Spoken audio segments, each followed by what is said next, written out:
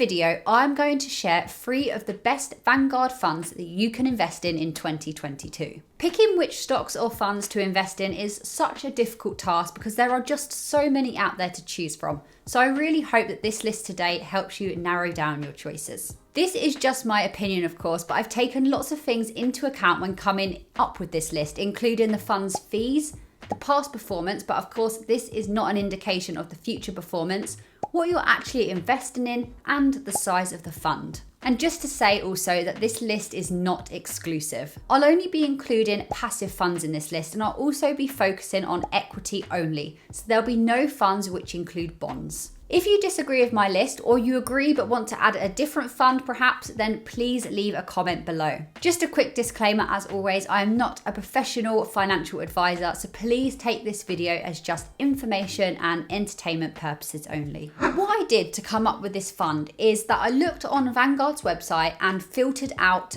all funds that were either not passive or not fully equity-based funds. And then after that, I switched it to the detailed view, which you can do in Vanguard. And I had a quick look down that list. I skimmed through the list and I just quickly looked at which funds were performing well over the past 5 years, what had relatively low ongoing charges, and also which ones fitted in with my risk portfolio. And after I was finished doing that, I researched into each one of the funds that I had shortlisted, and then I made this list. The first fund which makes it onto this list is the S&P 500 ETF, which has the ticker symbol VUSA. Now, a close second, which really nearly made it onto this list in replacement of the S&P 500 ETF, is the US Equity Index Fund. And honestly, it was so close. But because I personally invest in the S&P 500 ETF, it made sense to include that one. They are both great funds depending on what you want in a fund and your risk. The S&P 500, in case you didn't know, tracks the largest 509 companies in the US, whereas the US Equity Index Fund actually tracks mid, small, and large cap companies. So if you want something a little bit more diverse, or perhaps you see the benefit of having those smaller cap companies in your portfolio, then it may be that the US Equity Index Fund is the one for you. But anyway, the S&P 500 ETF has such a low ongoing charge at just 0.07%, which is the lowest one on this list. And over the last 5 years, the return for this fund has been 81.75%. And this works out as an average of 16.35% per year, which is incredible. You are investing in 509 companies that are headquartered in the US when you invest into this fund, and Vanguard have given it a 5 out of 7 in risk. This fund made it onto my list because it has such an incredible past performance and history. And I really don't think the US market is going anywhere anytime soon, considering they're the biggest market in the world. Something to be aware of with this fund is that you're investing really heavily in the US market. Now, I know a lot of these companies that are included in the S&P 500 are global companies, but you are still very much backing the US market to do well in the future. And you're only actually investing in 509 companies, so that's quite a small amount.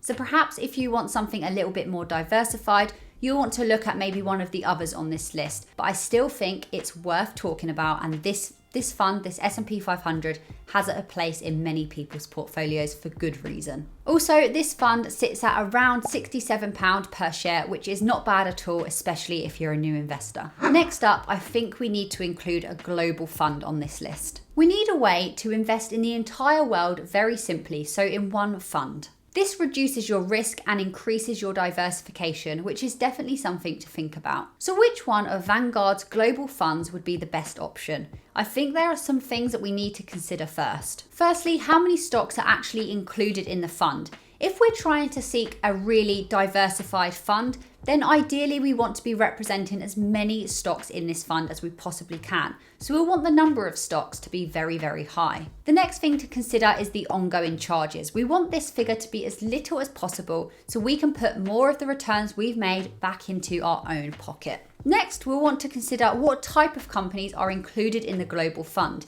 Is it small, mid, and large cap companies, or perhaps are they just large cap companies? And also, although these are all global funds, are they truly representing the entire world?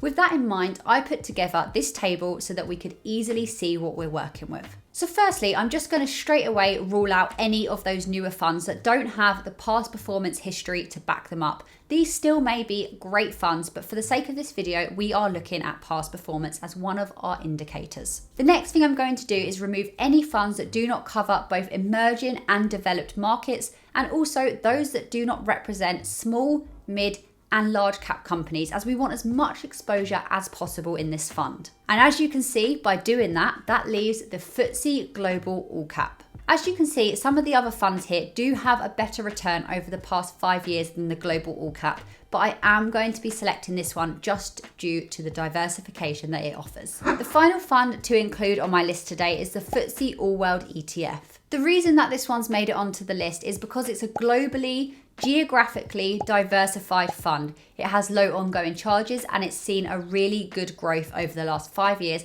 And of course, it's passive. This one would be an excellent choice if you wanted a global fund but didn't really care for those small cap companies that we saw included in the Global All Cap. We've spoken a lot about past performance in this video today, but please remember that past performance does not show you what the future performance of any given fund will be. I hope you found this video helpful. Let me know what funds you invest in the comments below, and I'll see you next time.